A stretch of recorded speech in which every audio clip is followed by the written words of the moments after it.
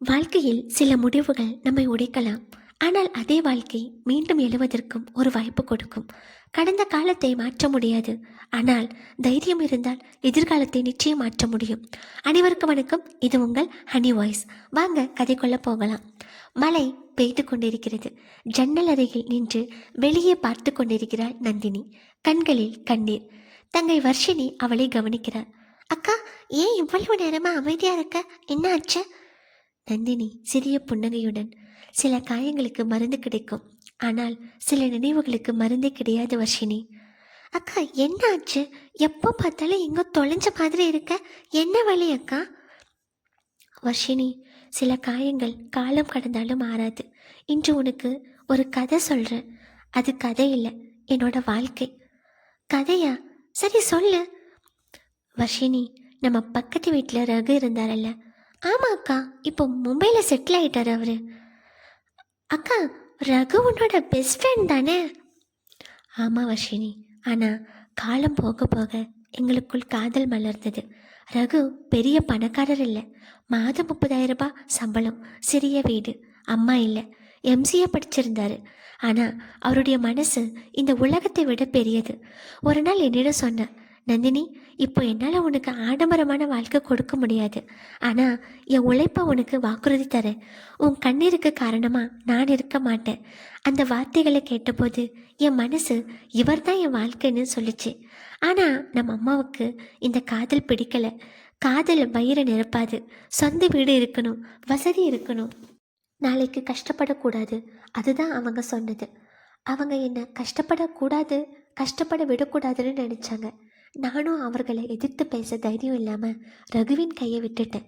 அந்த நாள் ரகு ஒரு வார்த்தை கூட பேசலை. அவர் கண்களில் இருந்த கண்ணீர் மட்டும் நீ சந்தோஷமாக இருந்தால் போதுன்னு சொல்லிச்சு. அதுதான் நான் அவரை கடைசியாக பார்த்த நாள். காலம் ஓடிடுச்சு, திருமணமும் ஆயிடுச்சு, வாழ்க்கையும் போய்கிட்டு இருக்குது. ஆனால் என் மனசில் ஒரு மூலையில் ரகுவின் அந்த அமைதியான பார்வை மட்டும் இன்னும் உயிரோடு இருக்குது. அக்கா, அதுக்கு தான் ரகு மும்பைக்கு போயிட்டாரா? அக்கா, நீ இன்னும் ரகுவை காதலிக்கிறியா? நந்தினி அமைதியாக சொன்னாள். இல்லை வர்ஷினி, இப்போ எனக்கு அவர் மீது காதல் இல்லை, மரியாதை மட்டும்தான் இருக்குது. இது ரகுவை பற்றிய கதை இல்லை, என் முடிவை பற்றிய கதை. நான் ரகுவை திருமணம் செய்திருந்தா வாழ்க்கை முழுக்க சந்தோஷமாக இருந்திருப்பேன்னு சொல்ல முடியாது. கஷ்டம் வந்திருக்கும், சண்டை வந்திருக்கும், பணம் இல்லாத நாட்களும் இருந்திருக்கும். ஏன்னா கஷ்டம் இல்லாத வாழ்க்கை யாருக்கும் கிடையாது. ஆனால் ஒரு விஷயம் மட்டும் என் மனசை தினமும் உறுத்திட்டே இருக்குது. என் மனசு என்கிட்ட கேள்வி கேட்டுகிட்டே இருக்குது. உன் வாழ்க்கையை நீயே ஏன் தேர்ந்தெடுக்கலை? அந்த கேள்விக்கு தான் இன்னைக்கு வரைக்கும் என்னிடம் பதில் இல்லை. எனக்கு விவாகரத்து ஆனதுக்கு அப்புறம்தான் என் மனசு அதிகமாக இந்த கேள்வியை என்கிட்ட கேட்டுகிட்டே இருக்குது. என்னால் பதில் சொல்ல முடியல. நந்தினி வர்ஷினியின் கையை பிடித்து கண்ணீருடன் சொல்கிறாள். வர்ஷினி, இந்த அக்கா சொல்கிறத மட்டும் ஞாபகம் வை. அம்மா, அப்பா, உறவினர்கள் அனைவரும் அவர்களுக்கு தெரிந்த நல்லதை தான் சொல்லுவாங்க. ஆனால் அவர்கள் உனக்காக வாழ்க்கையை வாழ முடியாது. அவர்களால் அறிவுரைகள் மட்டும்தான் சொல்ல முடியும். வாழ போகிறது நீ தான். அதனால் வாழ்க்கை துணையை தேர்வு செய்யும் போது காதலை மட்டும் பார்க்காத, பணத்தை மட்டும் பார்க்காத, வீட்டை மட்டும் பார்க்காத. அந்த மனிதனின் குணத்தை பார், உழைப்பை பார், பொறுப்பை பார், பெண்களை மதிக்கும் விதத்தை பார், உன் கனவுகளை மதிக்கிறாரா என்று பார். ஏன்னா வசதியான வீடு வாழ்க்கையை சுலபமாக்கலாம், ஆனால் நல்ல மனசுள்ள வாழ்க்கை துணை தான் வாழ்க்கையை அழகாக்குவார். வர்ஷினி, நான் ரகுவை இழந்ததற்காக அழவில்லை. என் வாழ்க்கையின் மிகப்பெரிய முடிவை என் மனசு சொல்வதை கேட்காமல் மற்றவர்களின் பயத்தை வைத்து எடுத்ததற்காகத்தான் அழுகிறேன். வர்ஷினி அழுதபடியே நந்தினியை அணைத்து கொண்டாள். கலங்கிய குரலில், அக்கா போதும், இனி உன்னை நீயே தண்டிக்காத. ஒரு தவறான முடிவு உன்னுடைய வாழ்க்கையில் ஒரு அத்தியாயத்தை முடிச்சிருக்கு, ஆனால் உன் வாழ்க்கையை முடிச்சிடல. நீ விவாகரத்து பெற்றவளாக இருக்கலாம், ஆனால் தோற்று போனவள் இல்லை. வழி கொடுத்த நினைவுகள் இருக்கலாம், ஆனால் அதனால் உன்னுடைய மதிப்பு குறையாது. அக்கா, இன்று உன் கதையை கேட்ட பிறகுதான் எனக்கு ஒரு விஷயம் புரியுது. காதல் மட்டும் போதாது, பணமும் மட்டும் போதாது.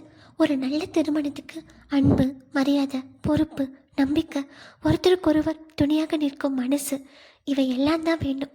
நீ இழந்த வாழ்க்கையை என்னால் திருப்பி கொடுக்க முடியாது, ஆனால் நீ கற்றுக்கொண்ட பாடம் இன்னொரு பெண்ணின் வாழ்க்கையை காப்பாற்றலாம். அதனால் உன் கண்ணீரை தோல்வியாக நினைக்காத. அது இன்னொருத்தருக்கு வழிகாட்டும் அனுபவம். நந்தினி அழுதபடி வர்ஷினியின் கையை பிடிக்கிறாள். நந்தினி சொல்கிறாள், வர்ஷினி, என் வாழ்க்கை யாருக்காவது ஒரு பாடமாக இருந்தா நான் அழுத கண்ணீருக்கு ஒரு அர்த்தம் இருக்கும்.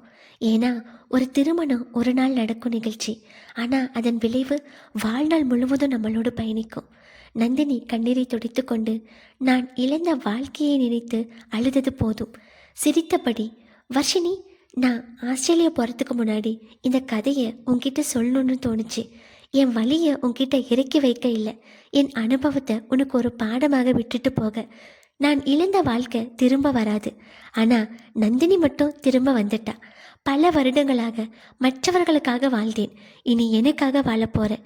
ஆஸ்திரேலியாவுக்கு நான் படிக்க மட்டும் போகலை, என் வாழ்க்கையை நான் மறுபடியும் எழுத போகிறேன். அக்கா, உங்களை என் அக்கான்னு சொல்ல பெருமையாக இருக்குது. நீ தோற்று போன பெண்ணா இல்லை, மீண்டும் எழுந்து நிற்க முடிவு எடுத்த பெண். அக்கா, இந்த தடவை யாரோட கனவுக்காக இல்லை, உன்னோட கனவுக்காக வாழ. நந்தினி திரும்பி பார்த்து சிரிக்கிறாள். இருவரும் கையை பிடித்து கொண்டு வீட்டிற்குள் செல்கிறார்கள். இந்த கதை காதலுக்கு ஆதரவாகவும் இல்லை, ஏற்பாடு செய்யப்பட்ட திருமணத்திற்கு எதிராகவும் இல்லை. இது உங்கள் வாழ்க்கையின் மிக முக்கியமான முடிவை பயத்தாலும் அழுத்தத்தாலும் அல்ல, சிந்தித்தும் புரிந்தும் எடுக்க வேண்டும் என்பதற்கான நினைவூட்டல். வாழ்க்கை துணையை தேர்வு செய்யும்போது ஒரு மனிதனின் சம்பளத்தை மட்டும் பார்க்காதீர்கள், அவருடைய குணத்தையும் பாருங்கள். வீட்டை மட்டும் பார்க்காதீர்கள், அந்த வீட்டில் உங்களுக்கு மரியாதை கிடைக்குமா என்பதையும் பாருங்கள். காதலை மட்டும் பார்க்காதீர்கள், அதோடு பொறுப்பு இருக்கிறதா என்பதையும் பாருங்கள். ஏனென்றால் சரியான வாழ்க்கை துணை உங்கள் வாழ்க்கையை மாற்றலாம், தவறான முடிவு உங்களுக்கு வாழ்க்கையை கற்றுக் கொடுக்கலாம். ஆனால் எந்த முடிவாக இருந்தாலும் அதிலிருந்து பாடம் கற்றுக்கொண்டு மீண்டும் வாழத் தொடங்குவதுதான் உண்மையான வெற்றி.